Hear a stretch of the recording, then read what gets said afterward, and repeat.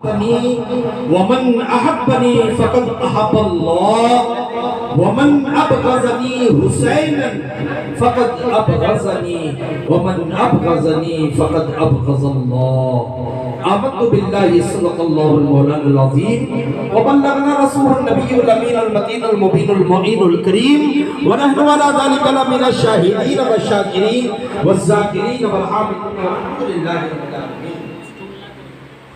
عزیزان ملت اسلامیہ، حسین زندہ ہے دستور زندگی کی طرح، حسین زندہ ہے دستور زندگی کی طرح، اور شہید مرتے نہیں ہم عام آدمی کی طرح. یزید ڈوب گیا شام کے اندھیروں میں، یزید ڈوب گیا شام کے اندھیروں میں، اور حسین پھیلے ہیں دنیا میں روشنی کی طرح، حسین پھیلے ہیں دنیا میں روشنی کی طرح. حضرات اکرامی، اللہ کے نبی صلی اللہ علیہ وسلم نے ارشاد فرمایا من احب حسین فقد احبنی، جس نے حسین سے محبت کی اس نے مجھ سے محبت کی، اور جس نے مجھ سے محبت کی اس نے اللہ سے محبت کی، اور جس نے حسین سے دشمنی رکھی اس نے مجھ سے دشمنی رکھی، اور جس نے مجھ سے دشمنی رکھی اس نے اللہ سے دشمنی رکھی. تو یہ داستان کربلا ایک عجیب منظر ہے کہ کوئی کہے کہ امام حسین کربلا کے میدان میں جنگ کرنے کے لیے گئے تھے، لڑائی کرنے کے لیے گئے تھے. ایسا معاملہ نہیں ہے. لڑائی کرنے جاتے تو 6 ماہ کے ریاست کو کیوں لے جاتے، عورتوں کو کیوں لے کر جاتے، بچوں کو کیوں لے کر جاتے. اللہ اکبر. نواسۂ رسول جب حضرت معاویہ رضی اللہ تعالیٰ نے ایک صحابی رسول کاتب وحی ہے، یاد رکھیے حضرت معاویہ کو یزید کے والد ہیں، یہ کاتب وحی ہے. جبرائیل پیغام لاتے اور اللہ کے نبی کہتے معاویہ لکھو. یہ وہ صحابی، ایک اور صحابی جن کو اشرِ مبشرہ کا لقب ملا ہے، یعنی جنتی کا سرٹیفکیٹ دیا گیا. ان کا نام حضرت مغیرہ ابن شعبہ. انہوں نے کہا کہ حضرت معاویہ سے کہا کہ آپ کے حکومت کو 20 سال ہونے کے قریب چلے گئے اور آپ اپنے حیات میں کسی کو عہد ولی کا انتخاب کر لیجیے، یعنی آپ کو جیتے تھی ولی عہد کا نامزد کر لیجیے. جیسا خانقاہ مخیجہ میں حضور شاہ عین اللہ قاضی کے بعد حضور شاہ عین اللہ قاضی کو ولی عہد کا انتخاب کیا گیا ہے نا. تو اسی طرح ولی عہد کا انتخاب ہوتا ہے. حضرت مغیرہ ابن شعبہ نے کہا کہ اے معاویہ کسی کو ولی عہد کا انتخاب کرو. اللہ اکبر. آپ نے بڑے بڑے جو تھے کہا کہ نہیں، انہوں نے منع کر دیا، لیکن آپ نے اپنے بیٹے یزید کو ولی عہد کا انتخاب کیا. اور جب یزید ولی عہد بنا، حضرت معاویہ حیات سے یاد رکھیے گا 4 آدمیوں نے ماننے سے انکار کر دیا، 4 آدمی ماننے سے انکار کر دیا. حضرت عباس علمدار کے بیٹے عبداللہ ابن عباس. کون؟ عبداللہ ابن عباس. حضرت ابو بکر کے بیٹے عبداللہ ابن ابو بکر، اور حضرت زبیر کے بیٹے عبداللہ ابن زبیر، اور حضرت علی کے بیٹے حسین ابن علی. یہ 4 آدمی بولے کہ نہیں مانتے یزید کو. جب حضرت معاویہ کو خبر ملی کہ یہ نہیں مانتے تو حضرت معاویہ نے مجھے اعتراض تو نہیں کیا کہ کہا نہیں مانتے تو نہیں مانتے تو، لیکن مجھے تو مانتے ہیں. جب یزید تخت پر بیٹھا تو اس کو بار بار لایا گیا، کہا گیا کہ یہ 4 آدمی مجھے ماننے کو تیار نہیں ہے. اللہ اکبر. اب کوفہ والے ادھر بار بار امام حسین کے پاس خط لکھتے رہے کہ آپ کوفہ آئیے. خطوط کا انبار بنے ہوئے تھے، امام حسین کے پاس خط جا رہے تھے کہ آپ کوفہ آئیے، ہم آپ کے ہاتھ پر بیعت کریں گے، آپ کے ہاتھ پر ہاتھ دے دیں گے. اللہ اکبر. امام حسین کے پاس خط آ رہے تھے، آپ نے اپنے سردار بھائی مسلم بن عقیل کو آپ کو کوفہ بھیجا کہ جاؤ کوفہ والے بار بار بلا رہے، دیکھو حالات کیسے. اللہ اکبر. تاریخ میں لکھا ہے کہ جب مسلم بن عقیل کوفہ پہنچے تو 12,000 لوگوں نے آپ کے ہاتھ میں بیعت کی. کتنے؟ 12,000 لوگوں نے آپ کے ہاتھ میں ہاتھ دے دیا. یزید کو خبر ملی کہ 12,000 مسلم بن عقیل کے ہاتھ میں ہاتھ دے دیے، تو اس نے کیا کیا؟ عبید اللہ ابن زیاد کو بھیجا کہ کیا جاؤ مارو ان کو، ظلم کرو، زیادتی کرو، کہو کہ بیعت توڑ دیں۔ اور عبید اللہ ابن زیاد آیا، مارنا شروع کیا، ظلم کرتا رہا۔ سارے لوگوں نے حضرت مسلم بن عقیل کے ہاتھ کو توڑ دیا، بیعت کو توڑ کے یزید کے طرف چلے گئے۔ اور ادھر مسلم بن عقیل کو امام حسین راستے میں ہے، مسلم بن عقیل کو اللہ اکبر انہوں نے کوفہ والوں نے شہید کر دیا، شہید کر دیا۔ یہ وہ کوفہ والے جب امام حسین جانے لگے تھے، حضرت عبداللہ ابن زبیر نے کہا تھا، زبیر کے بیٹے عبداللہ ابن زبیر نے کہا تھا، اے نواسہ رسول مدینہ چھوڑ کر نہ جائیے۔ کہا تھا کوفے والوں کا کھاتا رہا ہے۔ امام عبداللہ ابن زبیر نے کہا تھا کہ الکوفی لا یوفی، کوفہ والے وعدہ وفا نہیں کرتے، کوفہ والے وعدہ پورا نہیں کرتے، مت جائیے۔ آپ نے کہا کہ خطوط آ رہے، بار بار مسلم بن عقیل کو بھیجا کہ 12,000۔ آپ جب مسلم بن عقیل کا خط پہنچا تو پختہ ہو گیا، اللہ اکبر، خبر ملی امام حسین کو قبر میں، اللہ اکبر، راستے میں، کہ مسلم بن عقیل کو شہید کر دیا گیا۔ جب آپ کوفہ پہنچے نا، اللہ اکبر، یہ وہ مسلم بن عقیل ہے۔ کوفہ کی مسجد میں جب نماز پڑھائی تھی نا، تو پیچھے 11 صف لگا ہوا تھا۔ جب آپ نے سلام پھیرا تو ایک بھی بندہ کوئی نہیں، اتنے دھوکے باز۔ یہی کوفہ والے حضرت علی شیر خدا کو نماز کی حالت میں شہید کیا۔ جب امام حسین آگے کوفہ پہنچتے ہیں، دیکھا کہ سارے کے سارے پھر گئے ہیں، یزید کی طرف چلے گئے ہیں۔ امام حسین ہاتھ میں خط لیے ہوئے، ایک کے بعد دیگرے لوگوں کو کہہ رہے، اے فلاں، یہ تمہارے خط نہیں، کیا تم نے مجھے بلایا نہیں تھا؟ فلاں، اے فلاں ابن فلاں، فلاں ابن فلاں، بہت سارے آدمیوں کا نام لیا اور خط دکھاتے رہے کہ یہ دیکھو تمہارے خط ہے جو تم نے مجھے بلایا ہے۔ اللہ اکبر، امام حسین نے کہا سارے خطوط میرے پاس موجود ہیں، مجھے یزید کے پاس رکھنا ہے، میں معاملہ یزید کے ساتھ۔ انہوں نے سوچا اگر یزید کے پاس پہنچ گئے امام حسین تو پھر ہماری خیریت نہیں، کیونکہ ہم نے یزید کے خلاف خط لکھ کے بلایا تھا۔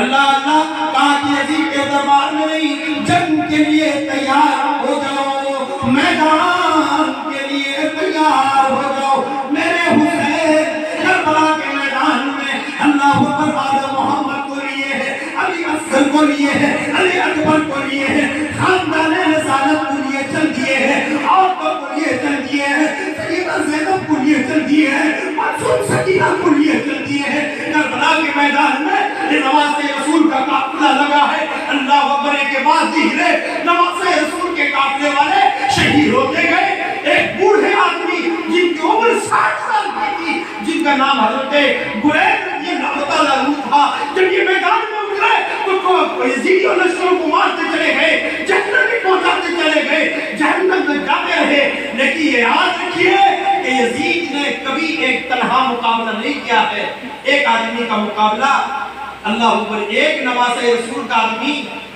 100 پر بھاری ہے۔ کتنے پر؟ 100 پر بھاری۔ جو آتا گیا کرتا گیا، جو آتا گیا جہنم جاتا گیا۔ اور یزید نے سوچا کہ اگر ایسا ہوا تو کربلا کا میدان کہیں تاریخ نہ بن جائے کہ ایک آدمی نے پورا کربلا کو ختم کر دیا، سارے لوگوں کا، نہ جانے لاکھوں کی فوج تھی، سب کو ختم کرے۔ اور یزید نے کہا کیا دیکھتے ہو، جاؤ حملہ کرو، حملہ کر کے اس کی گردن اڑا دو۔ اللہ اکبر، حضرت برید رضی اللہ تعالیٰ عنہ کی گردن کو اڑا دیا۔ آپ میدان میں پڑے ہیں، میرے حسین نواسے رسول دوڑتے دوڑتے حضرت برید کے پاس پہنچے۔ اللہ اکبر، جب امام حسین نے حضرت برید کے سلیمور کو ہاتھ میں اٹھایا، حضرت برید کے سلیمور سے آواز آئی، اے حسین سامنے سے ہٹ جاؤ، آسمان پر مجھے محمد کا چہرہ نظر آتا ہے، آسمان پر مجھے محمد کا چہرہ نظر آتا ہے، آسمان پر محمد کوثر کا پیالہ لیے انتظار کرتے ہیں۔ اللہ اللہ، امام حسین کربلا میں آئے اور سارے کے بعد دیگرے اپنے علی اصغر کو بھیجا، علی اکبر کو بھیجا، اور محمد جاتے رہے۔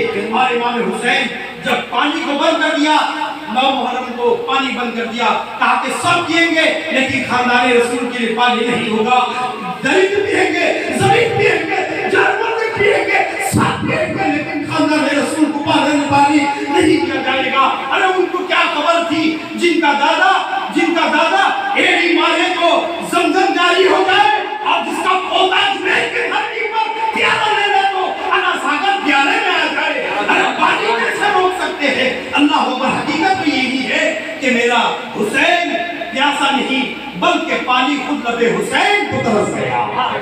اللہ اللہ میرے دوستو، امام حسین کربلا کے میدان میں،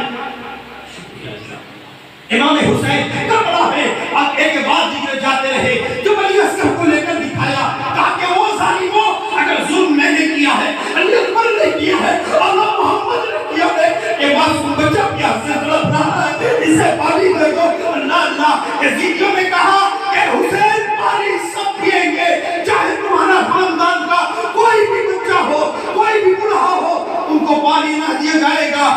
یہی شمر ہے جس نے تیر ماری، اللہ اکبر، علی اکبر کے سینے پر لگا، انا للہ و انا الیہ راجعون، علی اصغر کو شہید کر دیا۔ اللہ اکبر میرے دوست، امام حسین کربلا کی تاریخ اللہ اکبر سے بیان کی جائے تو دل دھڑک اٹھتا ہے، دل کانپ اٹھتے ہیں داستان کربلا۔